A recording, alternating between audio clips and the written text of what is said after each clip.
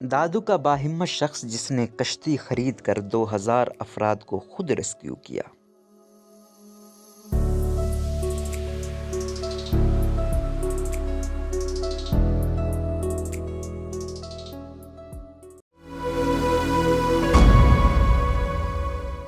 ہم 2 روز اپنی فیملی اور بچوں کے ساتھ پانی کے گھیرے میں تھے، لیکن کشتی دستیاب نہیں تھی۔ چوتھے روز ایک رشتہ دار منت سماجت کر کے کشتی والے کو لائے اور ہمیں ریسکیو کیا۔ 12 سال کے بعد جب حالیہ سیلاب آیا تو میں نے سمجھ لیا کہ کشتی بنیادی ضرورت ہے۔ ریاض سہیل کے مطابق یہ ہیں صوبہ سندھ کے ضلع دادو کی تحصیل خیرپور ناتن شاہ کی رہائشی عابد حسین ببر، جنہوں نے خیرپور ناتن شاہ اور آس پاس کے علاقے کے لوگوں کو خود ریسکیو کیا۔ پاکستان میں بارشوں کے نتیجے میں جنم لینے والی سیلابی صورتحال سے خیرپور ناتن شاہ شہر سب سے زیادہ متاثر ہے، جس میں اس وقت بھی 2 سے 3 فٹ پانی موجود ہے۔ سندھ میں حالیہ سیلابی صورتحال سے قبل سن 2010 میں بھی سیلاب آیا تھا اور ٹوڑی کے مقام پر دریا سندھ کے حفاظتی بند میں شگاف پڑ گیا تھا، جس کے نتیجے میں کشمور اور کند کوٹ سے لے کر خیرپور ناتن شاہ زیر آب آ گئے تھے۔ عابد حسین بتاتے ہیں کہ اگست کا مہینہ تھا اور ان دنوں بھی ضلع انتظامیہ دادو نے کوئی نوٹس جاری نہیں کیا تھا اور نہ ہی الرٹ آیا تھا کہ پانی آپ کی طرف آ رہا ہے۔ عابد حسین شام کو اپنے گھر میں موجود تھے کہ MNV ڈرین کو شگاف پڑا۔ اس کے بعد خداوا نامی کینال بھی ٹوٹ گیا اور پانی کا رخ ان کے گاؤں کی طرف ہو گیا۔ انہیں اندازہ نہیں تھا کہ پانی کی سطح اس قدر بلند ہو جائے گی۔ بڑے بھائی نے فیصلہ کیا کہ صبح چلیں گے۔ گھر میں خواتین اور بچوں سمیت میری بزرگ والدہ بھی موجود تھیں جو ہیپاٹائٹس میں مبتلا تھیں۔ پانی کی رفتار زیادہ تھی۔ صبح تک ہمارے گھروں میں 4 سے 5 فٹ آ گیا اور ہم پانی کے گھیرے میں تھے۔ ہمیں ریسکیو کرنے کے لیے کوئی کشتی موجود نہیں تھی۔ 2 روز بعد رشتہ دار ایک کشتی لے کر آئے اور ہمیں ریسکیو کیا۔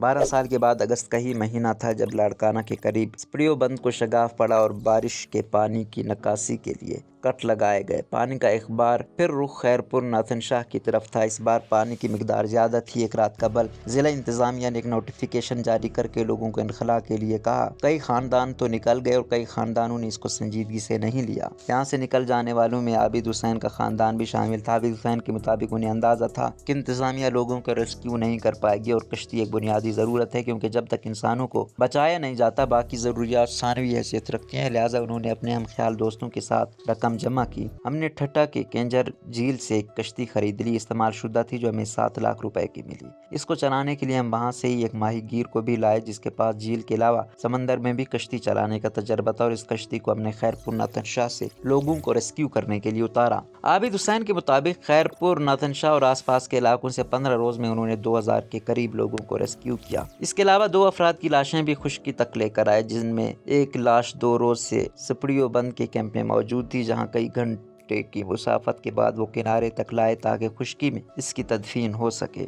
خیرپور ناتن شاہ جاتے ہوئے راستے میں عابد حسین نے کشتی سے لولجا نامی گاؤں میں اپنا گھر دکھایا اور بتایا کہ دیکھیں وہ ڈوبا ہوا ہے، انہوں نے حال ہی میں اس کی تعمیر نو کروائی تھی۔ اب جب بھی ان کی کشتی یہاں سے گزرتی ہے تو بہت تکلیف پہنچتی ہے۔ عابد حسین خیرپور ناتن شاہ میں ریئل اسٹیٹ کے کاروبار سے منسلک تھے۔ ان کے ساتھ آصف شیخ، احمد سندھی اور حفیظ کمبرانی بھی چھوٹے موٹے کاروبار اور ملازمت کرتے ہیں، لیکن سماجی خدمت سے بھی وابستہ ہیں۔ انڈس ہائی وے پر واقع 1 لاکھ سے زائد آبادی کے شہر میں کئی تعلیمی ادارے ہیں اور یہ ایک تجارتی مرکز ہے۔